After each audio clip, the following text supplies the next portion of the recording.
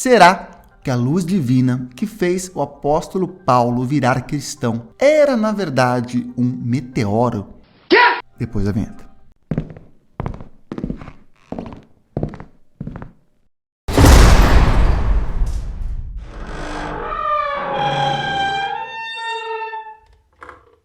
Fala pessoal, meu nome é Nicolas, eu sou um neuromágico. Se é a sua primeira vez aqui no canal, seja muito bem-vindo. Aqui eu mostro como coisas que nós pensamos que são sobrenaturais podem ser um truque de mágica ou um número de hipnose. E essa matéria que eu vou comentar aqui tá no blog Paulo Lopes e eu vou ler. Primeiro eu vou ler a matéria, beleza? E depois eu vou comentar. Então vamos lá. Palavras todas da matéria, tá?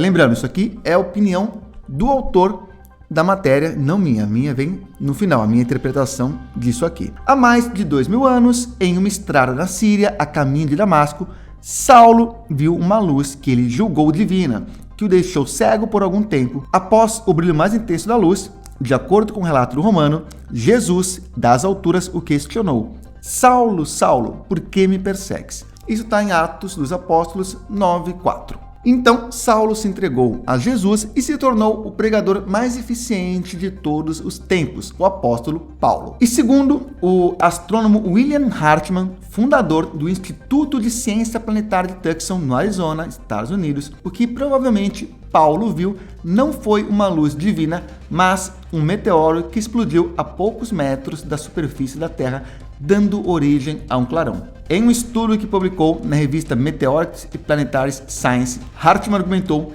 que a bola de fogo vista no dia 15 de fevereiro de 2013, caindo sobre Chelyabinsk, na Rússia, foi semelhante à luz divina que ofuscou a vista do Romano.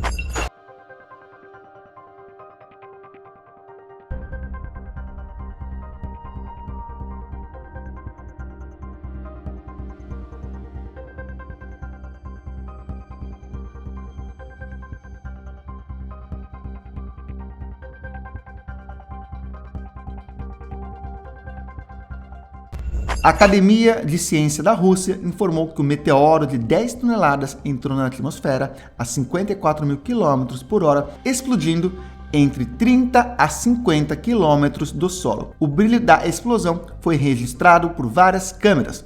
Várias pessoas ficaram feridas, mas não houve nenhum ferimento fatal. E o Hartmann que compara os relatos das pessoas com um relato que é descrito na Bíblia, em Atos dos Apóstolos. E segundo ele, esse acontecimento, esse meteoro, deveria ter caído, o meteoro que ofuscou Paulo, mais ou menos no ano 35 depois de Cristo. Segundo ele, é muito semelhante à descrição da narrativa bíblica com um caso de um meteoro explodindo perto do solo. Nós vamos continuar a matéria. No dia 30 de junho de 1908, em Tunguska, também na Rússia, já tinha ocorrido uma explosão de um meteoro com testemunhas oculares. E como consequência, aconteceram abalos sísmicos e a inclinação para o chão de milhares de árvores, como se tivessem sido deitadas por uma força. Isso, inclusive, é narrado em Arquivo X, no episódio que chama Tunguska. 13 de junho de 1908. Homens tribais e caçadores de peles de Tunguska olhavam o céu siberiano do sudoeste e viram uma bola de fogo se dirigindo para a Terra. Quando ela atingiu a atmosfera, criou uma série de explosões cataclísmicas, consideradas o maior evento cósmico na história da civilização.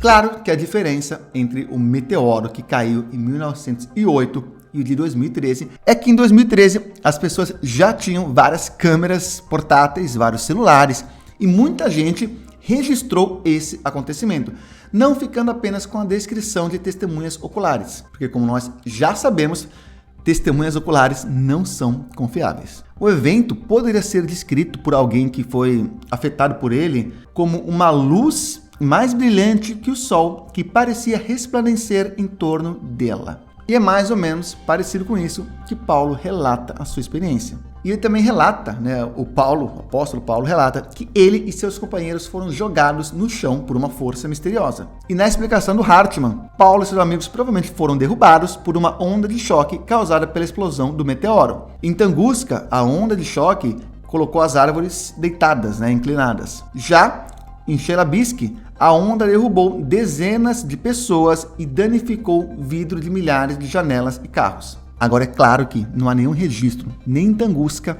nem Chelyabinsk que as pessoas tenham visto Jesus vindo do céu depois dessa experiência. E o Hartman explica por quê na visão dele. Uma possível explicação é que entre os russos daquela localidade não havia nenhum anticristão obcecado com Paulo, cujo fanatismo sofreu uma inversão de polaridade por causa do impacto psicológico da luz intensa. Ou seja, ele alega aqui que existe o fator sugestão, né? Que aquela experiência foi ressignificada por Paulo. A Bíblia diz que Paulo só recuperou sua visão dias depois, quando caíram as escamas dos seus olhos. Para Hartman, Paulo estava provavelmente com fotoqueratites, que é uma cegueira temporária causada por uma intensa radiação ultravioleta. É basicamente um pouco de queimadura na córnea, que uma vez que começa a cicatrizar, solta escamas. E o Hartman que argumenta que o episódio de cegueira relatado na Bíblia, ele é literal, que está se tratando de fato de uma cegueira, de ele não conseguir enxergar coisas, não de ele estar cego espiritualmente, entendeu? E, enfim, se vê a explicação. O astrônomo argumentou que, como naquela época não se sabia da existência dos raios ultravioletas, e, portanto, de suas consequências no organismo humano, não houve nenhuma associação causa e efeito em relação à descamação nas córneas de Paulo. E o Hartman encerra essa matéria dizendo que o objetivo do seu estudo não é desacreditar o cristianismo, mas buscar a verdade com o uso do método científico. E se você está gostando até agora, inscreva-se, ative as notificações para receber mais conteúdo como esse. E para me acompanhar mais de perto, siga-me também no Instagram. O meu Instagram é @neuromágico. Bom, quais são as conclusões? A primeira é o marketing genial dessa matéria aqui. Ele poderia só falar sobre meteoros, mas ficou muito mais interessante quando ele fez essa conexão, até que para mim, na minha opinião, um pouco forçada, com o relato do apóstolo Paulo. Mas, de qualquer forma, desse jeito, a matéria chama muito mais atenção e, no mínimo, nós aprendemos um pouco mais sobre os meteoros. E aprender sobre ciência, no meu ponto de vista, é sempre muito bem-vindo. Agora, o outro ponto é que, independente do que aconteceu com Paulo, que não tem de fato como saber, fenômenos naturais podem sim ser interpretados como fenômenos sobrenaturais. Um exemplo disso é algo que também é mencionado no Arquivo X, é o fogo-fato, que é um fenômeno que ocorre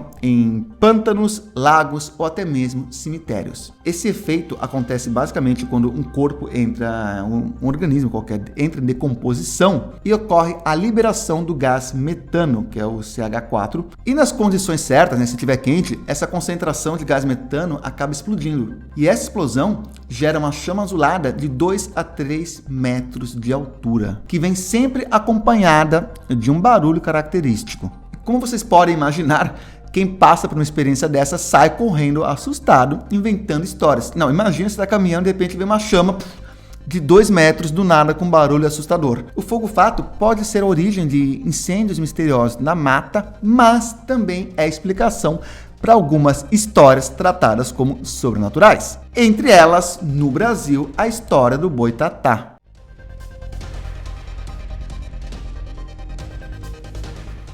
Um outro exemplo é o infrassom, que basicamente são ondas sonoras que nós não conseguimos ouvir, mas que influencia no nosso corpo, fazendo com que tenhamos uma sensação de pânico, de sufocamento e afeta até mesmo a nossa visão, dando a nítida impressão que nós estamos vivendo uma experiência sobrenatural com algum fantasma. Aliás, tem um vídeo que conta como que foi descoberto a influência do infrassom no corpo humano e é bem curiosa essa história. E no mais, continue seguindo o conselho daquele que veio do céu em um meteoro e deixou uma mensagem positiva para todos nós. Estou falando, é claro, do ET Bilu. E a mensagem dele é: busquem conhecimento.